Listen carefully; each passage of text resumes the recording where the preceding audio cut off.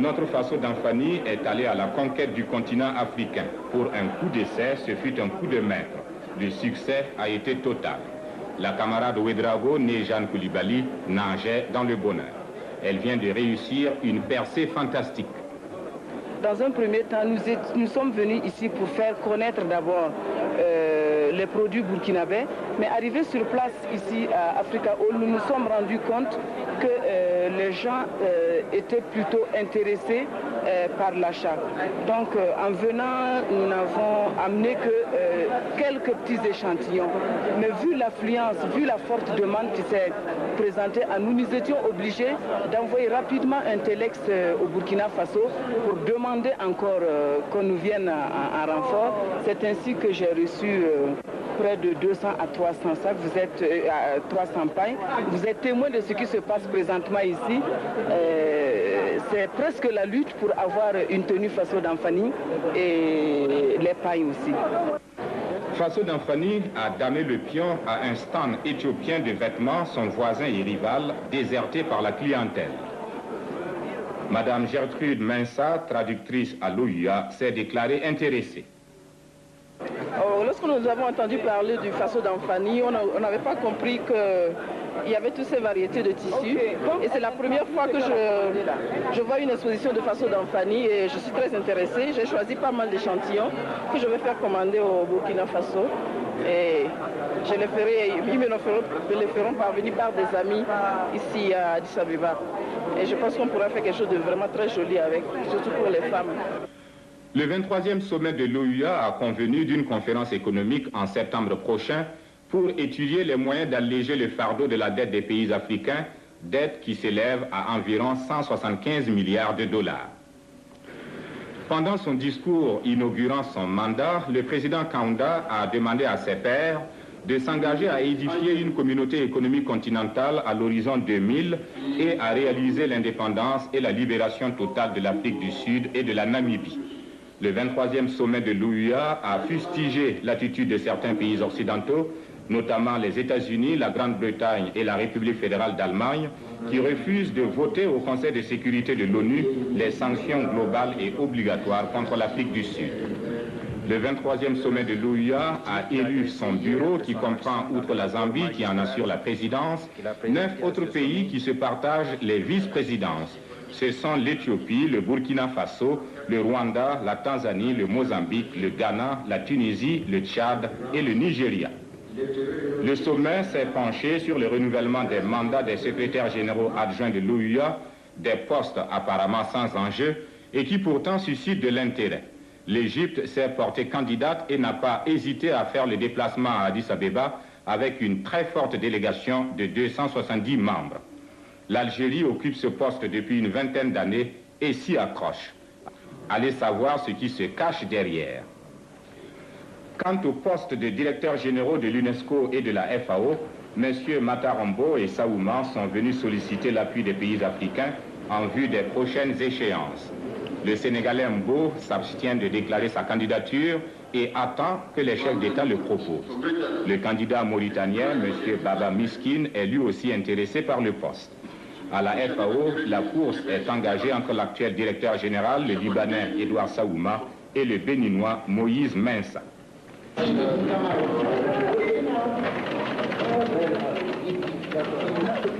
Toujours au rendez-vous des événements, les médias se sont mobilisés pour transmettre au monde entier l'information utile. Malheureusement, ils ne rencontrent pas toujours la disponibilité souhaitée. Ils ont par exemple été chassés comme des malpropres juste avant l'intervention du président Bongo sur le Tchad. Que sont-ils donc venus chercher à Addis Abeba?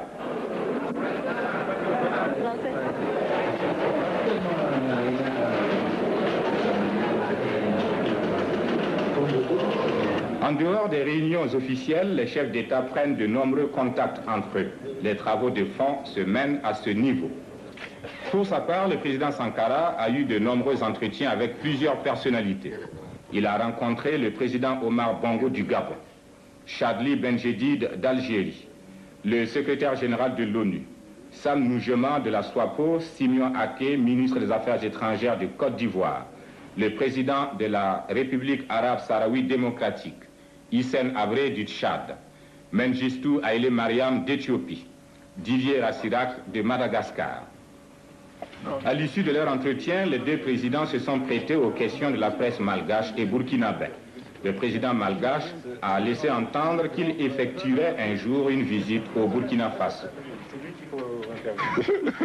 J'irai un jour, mais il faut que j'en ai les moyens. Vous savez, moi, quand je voyage à l'extérieur, souvent, c'est l'Union soviétique, par exemple, qui me prête un avion, c'est le président Kim Il-sung de la Corée du Nord qui me prête un avion. Je n'ai pas les moyens de certains pays qui ont des ressources pétrolières pour aller visiter. J'aurais bien voulu, moi, faire un tour dans l'Afrique de l'Ouest, visiter le Burkina, le Ghana, le Bénin, etc. Mais je vous promets que je viendrai un jour. Fidèle à l'engagement pris devant ses pairs, le camarade président du CNR et du FASO s'est envolé avant la fin du sommet à destination de la Libye pour rencontrer le colonel Kadhafi. Il a fait escale à Koufra, ville libyenne de 30 000 habitants où il a été accueilli par les structures populaires locales. Koufra se trouve à 1700 km de Tripoli et sur cette distance, la Libye a construit un aéroport tous les 300 km. À Sirte, le président Sankara et le colonel Kadhafi se sont entretenus longuement. Le différend tchado-libyen a été, vous vous en doutez, au centre de la conversation. Le Burkina Faso a rempli son devoir vis-à-vis de l'Afrique.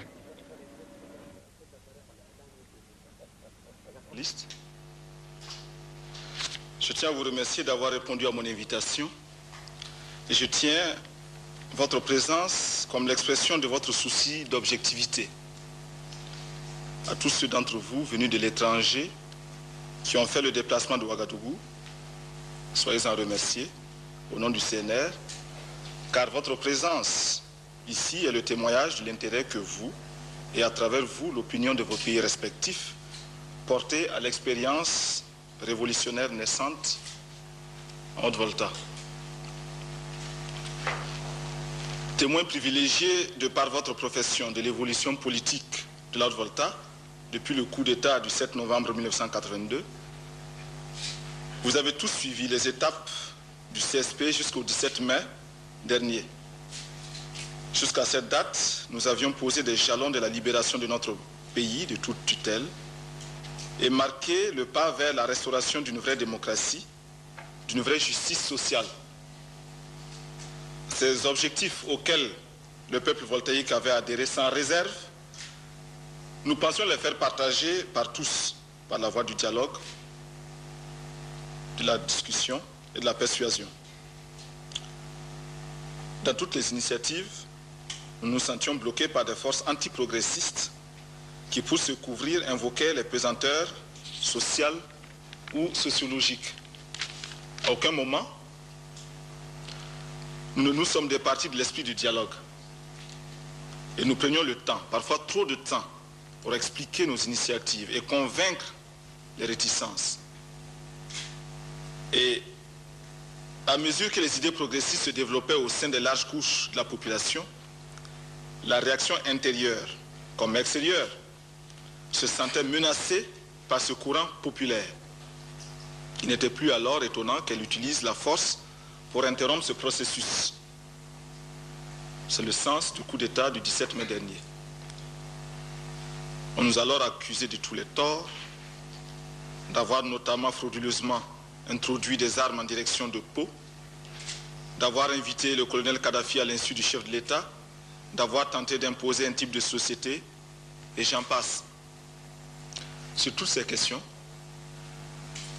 nous sommes disposés à vous donner non seulement des explications, mais aussi des preuves matérielles qui ont été cachées aux voltaïques. Madame, Messieurs les journalistes, la grande tribune que m'offre votre présence ici me permet de dire et de redire au peuple voltaïque et à tous les peuples du monde que la révolution voltaïque n'est dirigée contre aucun peuple, contre aucun État. Elle se veut une prise en main par notre peuple de ses propres destinées à travers une conscience politique claire et une reconversion des mentalités.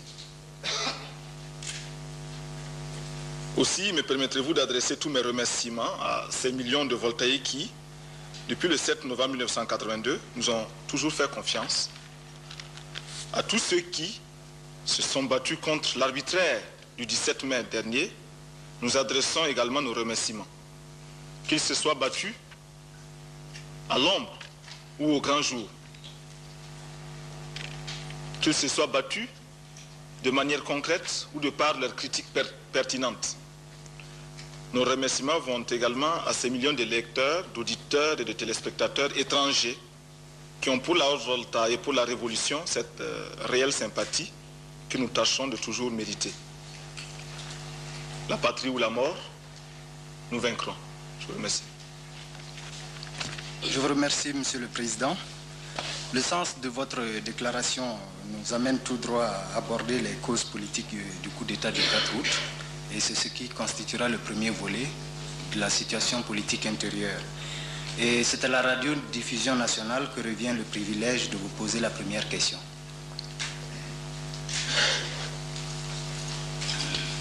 Dan Noël de la radiodiffusion télévision voltaïque. Monsieur le Président, le 4 août est perçu par certains comme étant une action revancharde à l'encontre des tenants du pouvoir après le 17 mai. Alors, comment présentez-vous cette action et aussi la politique future du Conseil national de la Révolution?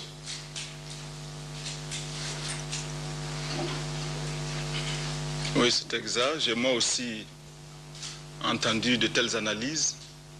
Mais enfin, il faut considérer que pour certaines personnes, le problème du peuple voltaïque se pose simplement en termes de clan.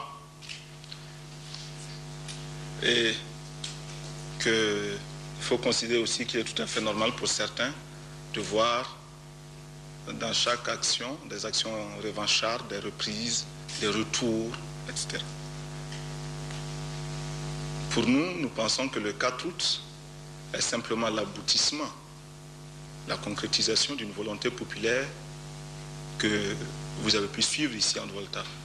Du reste, nous disons que tous ces voltaïques qui se sont mobilisés à Ouagadougou et ailleurs, après ce fameux coup d'État du 17 mai dernier, tous ces voltaïques ne se sont pas mobilisés simplement à cause du capitaine Sankara et de ses camarades, mais à cause d'un processus auquel ils étaient très attachés, processus de libération du peuple voltaïque pour qu'il prenne son destin, son développement en main.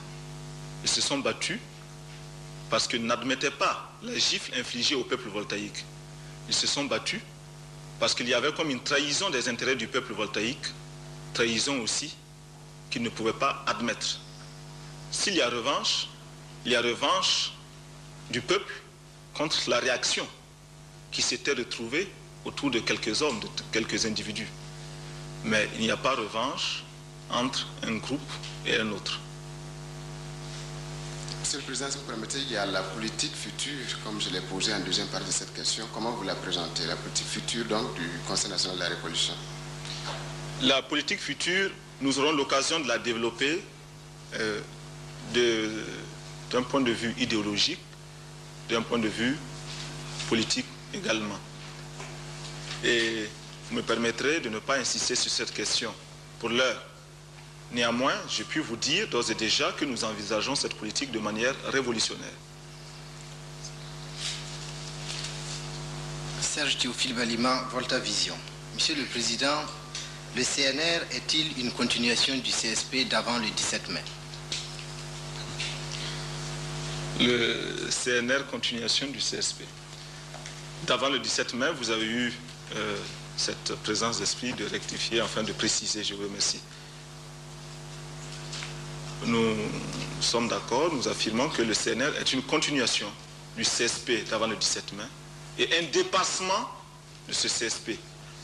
C'est ce CSP d'avant le 17 mai qui nous a permis de nous lier au peuple voltaïque, de l'amener à s'exprimer et à nous dire quelles étaient ses aspirations sincères et profondes, de les connaître, ces aspirations, et de définir à partir de ce moment une politique, celle du CSP de l'époque, qui devait progressivement amener le peuple voltaïque à assumer réellement le pouvoir à son profit. Vous savez que ce CSP d'avant le 17 mai a pris fin avec précisément le 17 mai. C'est-à-dire que quelque part, quelqu'un a trahi le peuple, et cette trahison s'est opérée le 17 mai.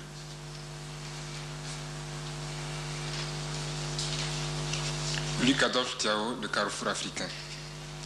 Monsieur le Président, lors d'un entretien que vous avez eu avec les journalistes du Carrefour africain, alors que vous étiez Premier ministre, vous aviez dit que le CSP cherchait une stratégie pour mettre fin au putsch militaire en Haute-Volta. Maintenant que vous présidez aux destinées du peuple voltaïque, pensez-vous que le CNR peut être la dernière percée de l'armée dans les affaires politiques de l'État voltaïque?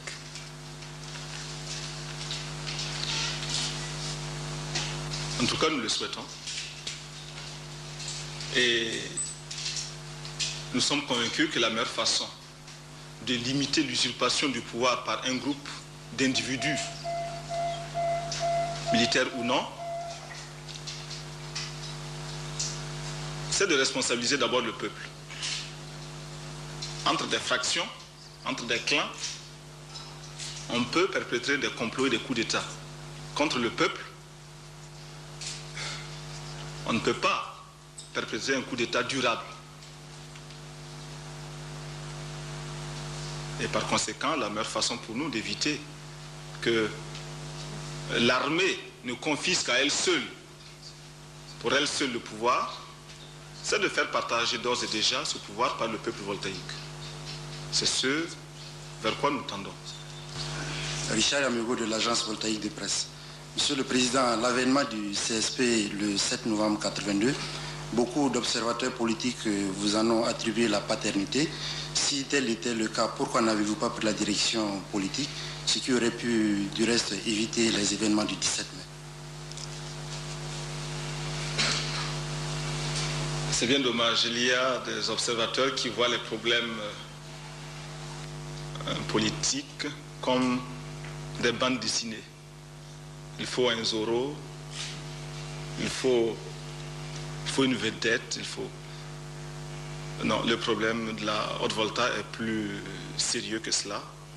Et ça a été une grave erreur que d'avoir cherché, coûte que coûte, un homme, une vedette,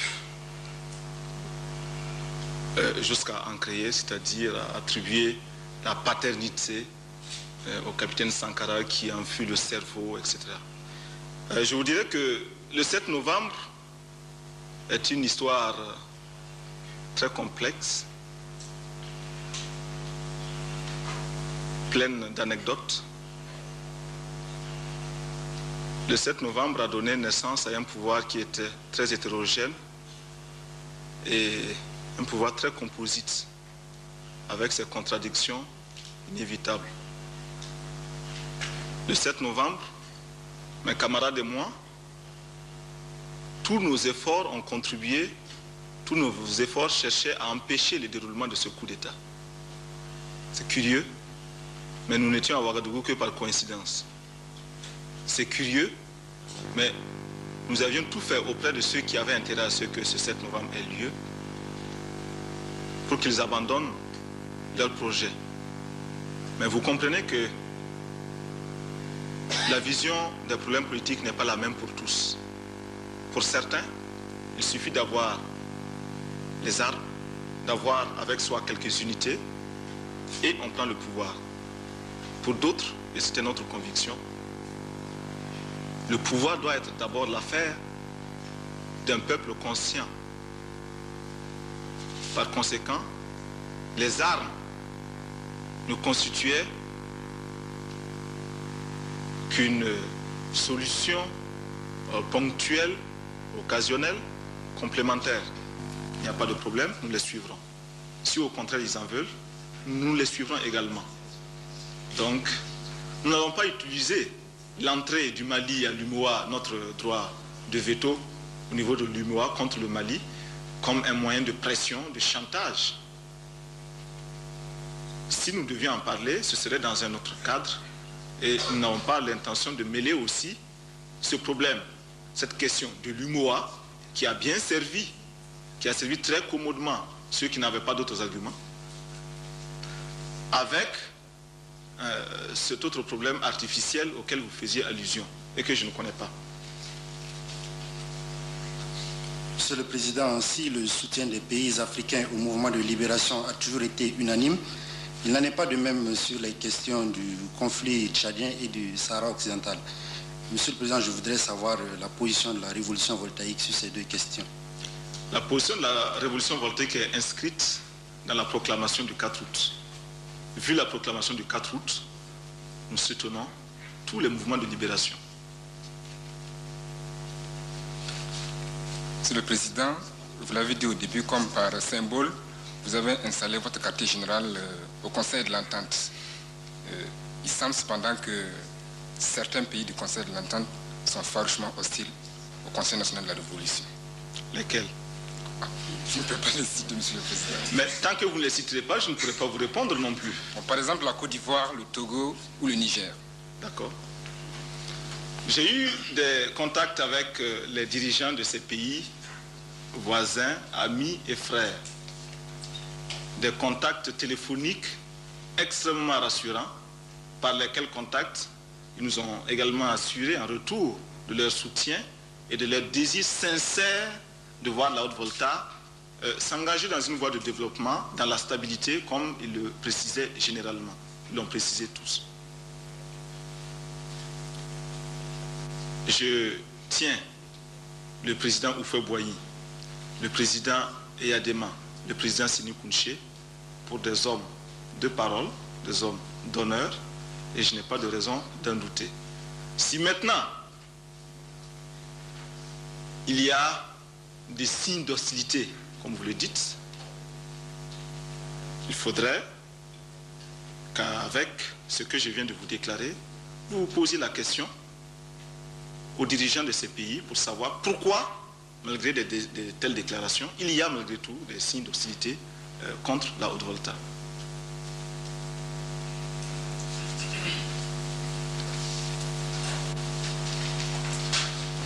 Rachid Lourjan du journal Moudjahid, Algérie. Donc je suis avec mon collègue de Algérie Presse Service, représentant d'un pays arabe et africain. Et je souhaiterais, Monsieur le Président, que vous consacriez un mot sur vos rapports avec le monde arabe et vous demander comment vous souhaitez-vous voir fonctionner la coopération arabo-africaine et comment la Haute-Volta, du point de vue de la Haute-Volta bien sûr, comment la Haute-Volta envisage cette coopération. Les peuples arabes et les peuples africains sont des peuples qui ont le même combat. Il y a chez les peuples arabes comme chez les peuples africains la même dictature, le même système d'oppression, le même système d'inféodation et de développement de l'impérialisme.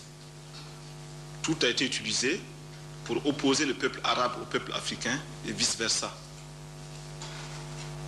Je ne citerai pas de ville, mais vous avez ces expériences d'arabes et de noirs, d'arabes et de nègres qui s'empoignent régulièrement parce que cela peut alimenter les colonnes de certaines presses.